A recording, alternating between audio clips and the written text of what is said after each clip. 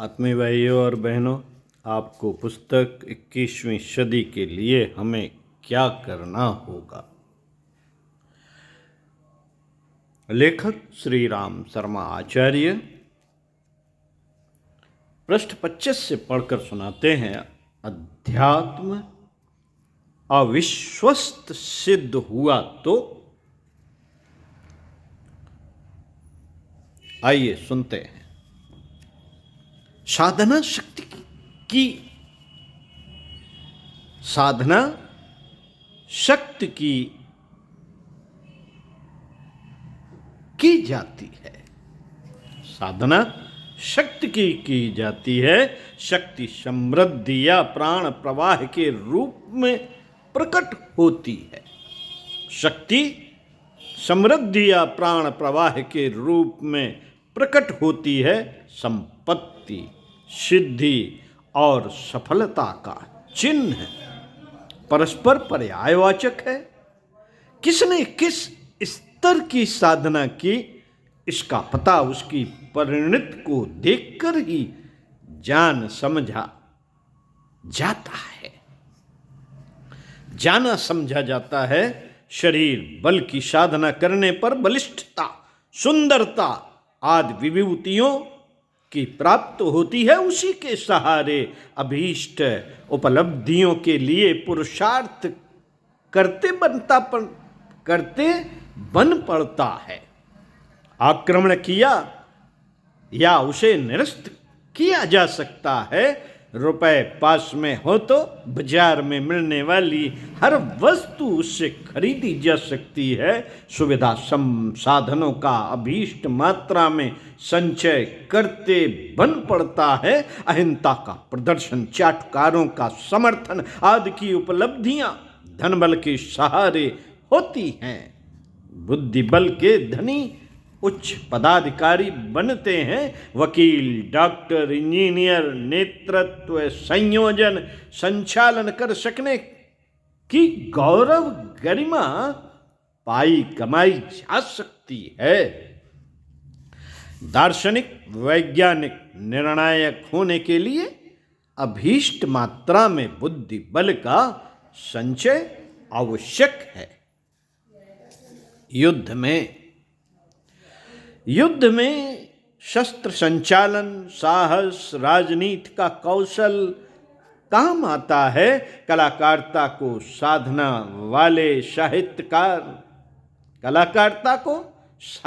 वाले साहित्यकार, कवि, संगीतज्ञ, चित्रकार, मूर्तिकार, अभिनेता आदि बनते हैं। इसी प्रकार संसार में अनेकानेक शक्तियों के अपने अपने चमत्कार देखे जा सकते हैं।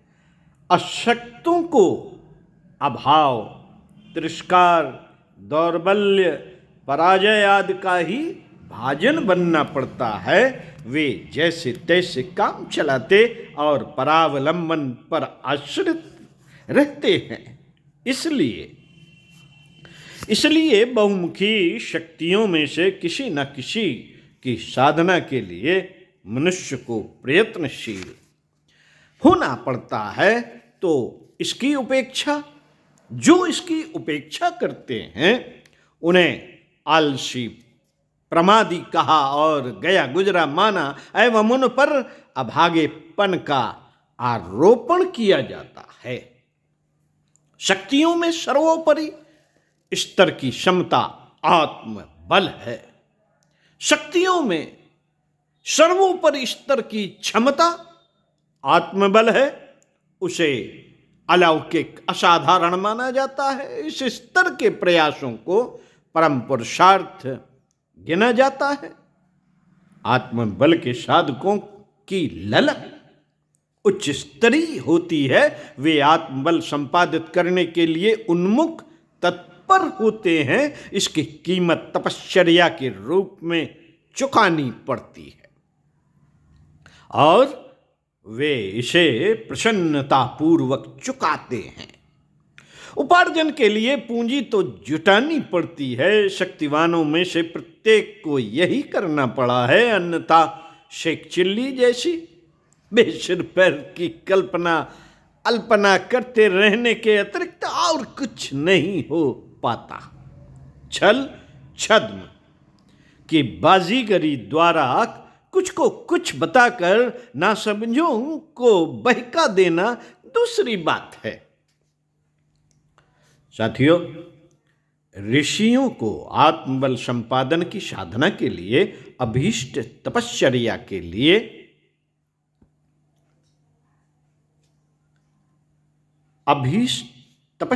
के लिए साहस जुटाते रहना पड़ा है। योगी तपस्वी अपने कार्यक्रम इसी आधार पर विनिर्मित करते हैं। बदले में उन्हें जो कुछ मिलता है वह उस उत्कृष्टता की दिशाधारा का अवलंबन करने के कारण हस्तगत भी ऐसा ही होता है जिसे असाधारण, अद्भुत, अलौकिक कहा जा सके। इस बल के धनी होते ही इस स्तर के हैं।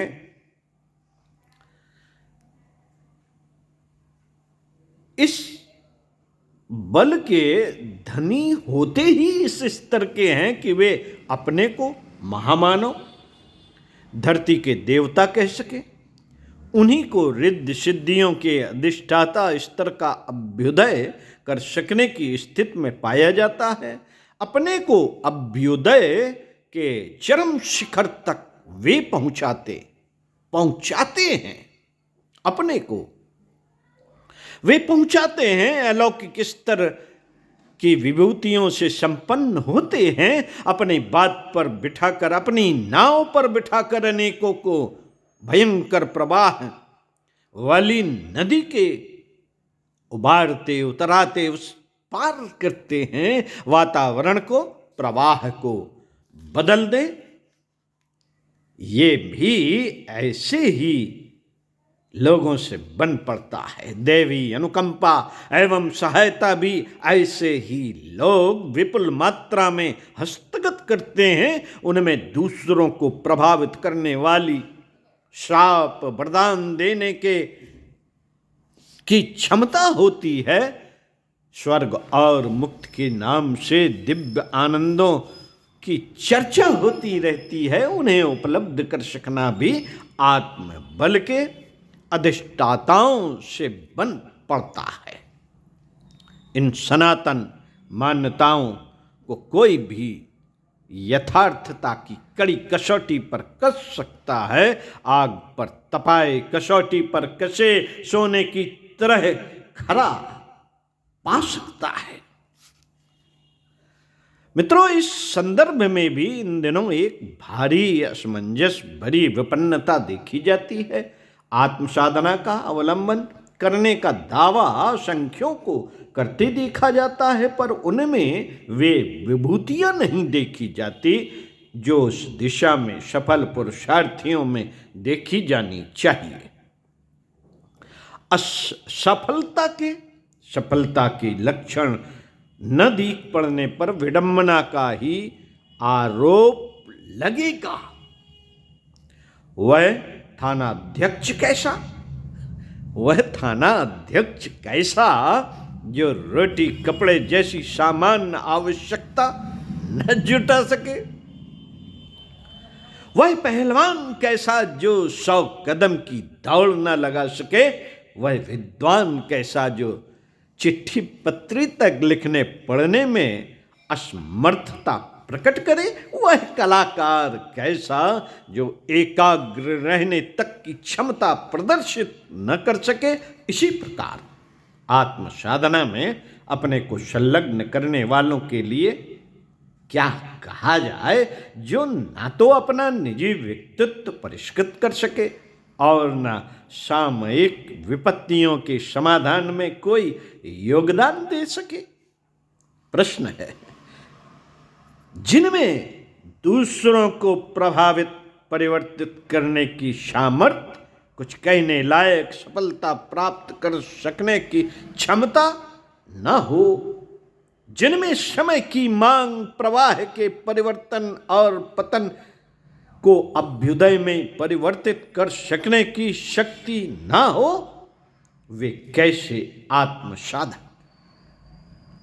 वे कैसे आत्म साधक इन अभावों को देखते हुए संदेह होता है कि या तो आत्म बल की, आत्म साधना की जो महत्ता बताई, महिमा गाई जाती रही है, वह अत्युक्त पूर्ण या अलंकारिक है, अथवा जो आत्म साधना करने के दावेदार हैं वे भ्रमग्रस्त हैं, छल प्रपंच का आश्रय लेते हैं, अथवा वास्तविकता को न समझ पाने के कारण अंडबंड करते, अस्त व्यस्त रहते और दिग्भ्रांत होने पर भी बड़े लक्ष्य प्राप्त करने की आशा करते हैं। साथियों, किसी समय आत्मशक्ति से संपन्न अनेकों व्यक्तित्व थे। उन्होंने अपनी अर्जित क्षमता के सहारे ऐसे कार्य कर दिखाए जिन्हें साधारण जनों की दृष्टि से अलौकिक कहा जा सके। विश्वामित्र, अगस्त्य, परशुराम, नारद, दधीच जैसे तपस्वियों के नाम याद आते ही वे घटनाएं भी आंखों के सामने गुजरने लगती हैं जिसमें उन्होंने अपने समय में असाधारण पुरुषार्थ प्रकट करते हुए सिद्ध पुरुषों जैसे स्तर के प्रमाण परिचय दिए थे। आज साधु संतों की जनसंख्या प्रायः 60 लाख के लगभग है। जंत्र तंत्र की कला में अपने को प्रवीण पारंगत मानने वालों की संख्या भी हजारों में है। देवी देवताओं की पूजा पत्री में निरंतर निरत रहने वाले पुजारी वर्ग के लोगों की गणना भी लाखों में की जा सकती है, क्योंकि प्रस्तुत देवताओं में से हर मंदिर पीछे कम से कम एक पुजारी की नियुक्ति तो आंकी ही जा सकती है। व्यक्तिगत पूजा पाठ में घंटों समय लगाने वाले भक्तजनों को गिना जाए तो वे भी करोड़ों न सही लाखों तो होंगे ही। पंडित पुरोहित अपने को देवताओं का प्रतिनिधि बनाकर प्रचुर परिमाण में दान दक्षिणा बटोरते रहे हैं। इस समूचे परकर को एकत्रित करके गिना जाए तो उनकी संख्या मात्र अपने देश में ही लाखों करोड़ हो सकती है। प्रस्तुत तथ्य को नकारा भी नहीं जा सकता और साथ ही यह विश्वास भी नहीं किया जा सकता कि उनकी स्थिति वैसी ही है जैसी कि कहीं सुनी और बताई जाती है। सामयिक समस्याएं इतनी हैं कि समर्थ अध्यात्म के सहारे उन्हें इतने सारे लोग एकाकी न सही तो मिलजुल कर तो हल कर ही सकते हैं, किंतु देखा इसके विपरीत जाता है। देखा जा रहा है कि तथाकथित अध्यात्मवादियों की संख्या बरसाती उद्भिजों की तरह बढ़ती जा रही है। उनके द्वारा नियोजित कर्मकांडों का भी अत्यंत खर्चीला और आडंबर भरा प्रदर्शन इतना बढ़ रहा है जिसे आसमान छूने स्तर का कहा जा सके। इस विषय के पक्षधर देवताओं, आश्रमों, मठों को साहित्य की भी तूफानी गति से अभिवृद्धि हो रही है। यह उलझन इसी प्रकार सुलझने में नहीं आती कि आत्मशक्ति की प्रखरता जिस प्रकार गाई बताई गई है जाती है वह किस प्रकार विश्वस्त हो सकती है, जबकि हर क्षेत्र में संकटों, विग्रहों, अभावों और अनाचारों के अंबार लगे हुए हैं और उन्हें निरस्त करने में निरंतर बढ़ते हुए अध्यात्म विस्तार का दबाव कुछ ऐसा नहीं कर पा रहा है जिससे परिस्थितियां सुधरें, अवांछनीयताओं की बाढ़ रुके। हो तो इतना भी नहीं रहा है कि उपर्युक्त लाखों करोड़ों वेशधारियों की संख्या लोकहित की दृष्टि से कुछ न कर सके तो कम से कम अपने आप को तो आदर्श व्यक्तित्व के रूप में प्रस्तुत करे, जिनके चिंतन, चरित्र, व्यवहार, प्रयास को देखते हुए यह मान्यता बने कि अपने देश में उच्च स्तरीय व्यक्तित्व से संपन्न ऐसे लाखों करोड़ों मौजूद हैं जो अपनी उपस्थिति से जन साधारण को जन जागरण में बढ़ती जा रही अश्रद्धा से तो निपट सके। कम से कम इतना तो सिद्ध कर सकें कि अध्यात्म के दावेदार निजी जीवन में तो इतने प्रखर और प्रामाणिक होते हैं कि उनकी साक्षी में आत्मविद्या की गरिमा को तो विश्वस्त समझा जा सके। मित्रों, लगता है कहीं बहुत बड़ी गड़बड़ हो गई है। कुछ समझ लिया गया है, कुछ समझ लिया गया है, और यह आवश्यकता अनुभव नहीं की गई है कि उपासक को प्राणवान भी होना चाहिए। पूजा कृत्यों के साथ अध्यात्मवादियों की दिनचर्या, जीवनचर्या भी उच्च स्तरीय होनी चाहिए।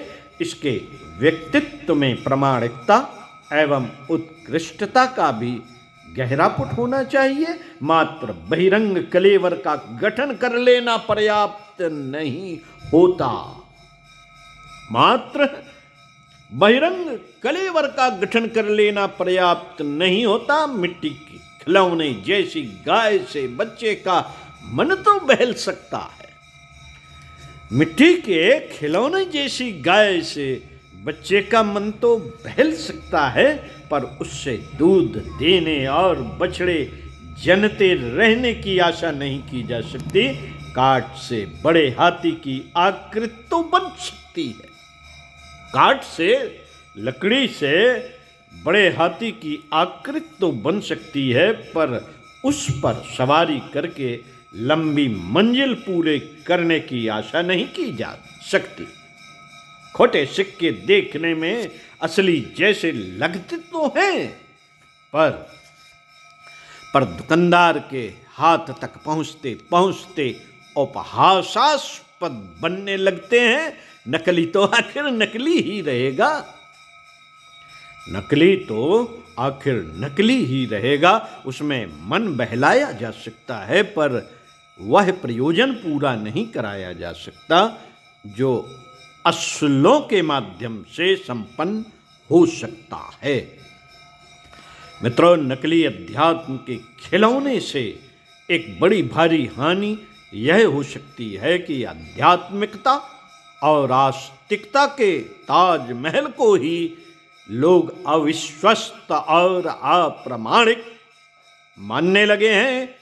उसे छद्म समझने और इस प्रपंच से दूर रहने की बात सोचने लगे हैं। यदि ऐसा हुआ तो आत्म वचनों को, संसार के उच्च स्तरीय प्रतिपादनों को भारी क्षति पहुंचेगी और उस नास्तिकता का बोलबाला होने लगेगा जिसकी आड़ में अनैतिकता, असामाजिकता, अराजकता, अवांछनीयता का बोलबाला होने लगे। उत्कृष्टता, आदर्शवादिता को अनावश्यक समझा जाने लगे। अंकुश भी महावत का रहने पर उन्मत्त हाथी किसी भी दिशा में चल सकता है और कुछ भी अनर्थ कर सकता है। आत्मिक तत्व के साथ जुड़े हुए उत्कृष्टता के, मर्यादा के, पुण्य परमार्थों के विचार यदि बांध तोड़कर उच्छृंखलता की दिशा में चल पड़े तो मनुष्य नहीं रह जाएगा। उसे प्रेत पिशाचों जैसे उद्दंड कोलाहल खड़े करते चारों ओर देखा जाएगा। इसे दुर्भाग्य ही कहना चाहिए। मित्रों, इसे दुर्भाग्य ही कहना चाहिए कि इन दिनों कड़ुई गिलोय का कड़ुई नीम पर चढ़ने का सम्मिलित कुयोग बन रहा है। एक तो भौतिक विज्ञान ने नियंता की मान्यता से इनकार करके विशुद्ध भौतिकवादी मान्यताओं को जन्म दिया है। आत्मा परमात्मा को अमान्य ठहरा कर प्रकारांतर से उस नीति निष्ठा की उपयोगिता से इनकार कर दिया है। तो अब किसी रूप में मानवीय गरिमा और मर्यादा से किसी सीमा तक मनुष्य को शराबोर बनाए हुए थी, पथभ्रष्ट हुए विज्ञान ने अनेक आविष्कारों की तरह नास्तिकता का भी बीज बो दिया है। बीज बो दिया है साथियों, बीज बो दिया जो नीति निष्ठा को भी साथ ही अमान्य ठहराता है। इस प्रतिपादन से प्रभावित होने से भविष्य में लोग क्या रीत नीति अपनाने लगेंगे? इस विचारधारा से भयंकर भविष्य को ही आशंका उपजती है, उभरती है। इसी के साथ साथ उस जीवन दर्शन पर भी संकट उभरता दिखता है जो अध्यात्म आधारों के सहारे बड़े महत्वपूर्ण प्रयोजन सिद्ध होते रहने की आशा दिलाता रहा है। उच्च स्तरीय सिद्धियों और साधन द्वारा व्यक्तित्व के देवोपम बनने की मान्यता पर विश्वास करता रहा है। जो अध्यात्म आधारों के सहारे बड़े महत्वपूर्ण प्रयोजन सिद्ध होते रहने की आशा दिलाता रहा है, उच्च स्तरीय सिद्धियों और साधना द्वारा व्यक्तित्व के देवोपम बनने की मान्यता पर विश्वास करता रहा है। वर्तमान परिस्थितियां शून्यपात जैसी बन गई हैं। मनुष्य में विकसित पशुता द्वारा पतन के गर्त में गिरने का प्रोत्साहन, विज्ञान द्वारा नास्तिकता का पोषण तथा आध्यात्मिक क्षेत्र में बढ़ रही विडंबनाओं की भरमार जनमानस को इतना भ्रमित कर रही है कि उनका प्रतिफल विनाशकारी रूप धारण करके ही सामने आ सकता है, वही हो भी रहा है। श्री राम शर्मा आचार्य। ओम शांति।